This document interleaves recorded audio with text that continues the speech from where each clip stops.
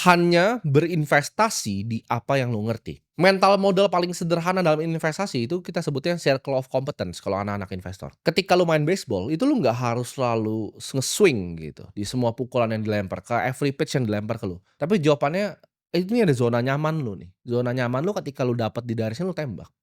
Lu pukul, ya.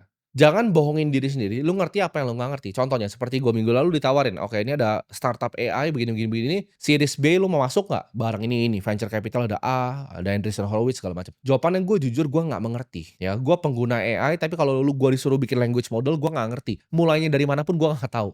Adalah gue belajar sedikit-sedikit dari course-nya Nvidia, tapi gue nggak ngerti jawabannya. Gue bukan expert di machine learning, gue bukan expert di artificial intelligence. Saya tidak mengerti. Jadi gue nggak ikut investasi karena gue nggak paham cara bikin agentic AI itu seperti apa. Itu bukan circle of competence gue. Uang sekolah ya, uang yang tadi permanent loss of capital yang gue lakukan untuk hal-hal seperti ini sudah banyak sekali di hidup gue. Tiap kali gue investasi di apa yang gue tidak mengerti, 100% uang gue pasti kena bakar. Bro, ini ada startup ini pasti kebakar uang gue. Ini ada deal private equity begini, gue nggak ngerti, gue coba masuk, uang gue kebakar. Udah berkali-kali ini terjadi sama gue. Kalian harus paham ya, investasi itu mirip seperti seorang pilot. Kalau lu mengoverestimasi kemampuan lu sendiri, itu ujung-ujungnya celaka. Lu terlalu ugal gitu, celaka lu.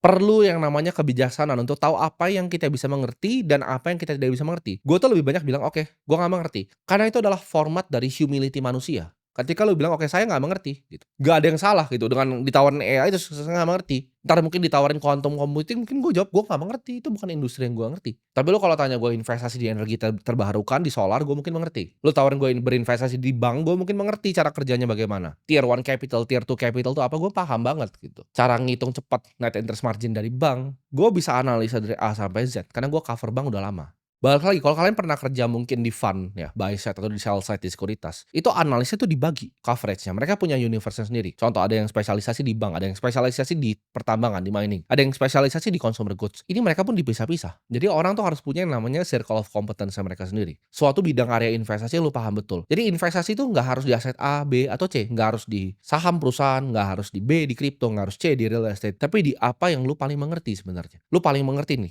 ini lu tinggal di sini udah lama gitu, lu ngerti banget harga sewanya semua berapa, silahkan lu main properti. Lu ngerti banget tentang emas, sejarahnya bagaimana, silahkan main emas. Tapi investasilah di apa yang lu mengerti. Karena ketika lu keluar dari itu, pasti lu rugi. Ini akan bikin decision making lu, keputusan lu lebih tajam. Ketika lu nggak ngerti, oke skip. Ngerti, beli. Nggak ngerti, skip. Jadi pilih satu circle of competence dan jadi kelas dunia di bidang itu. Prinsip terakhir ya adalah untuk berpikir secara jangka panjang, pikir secara long term karena compounding adalah keajaiban dunia ke-8.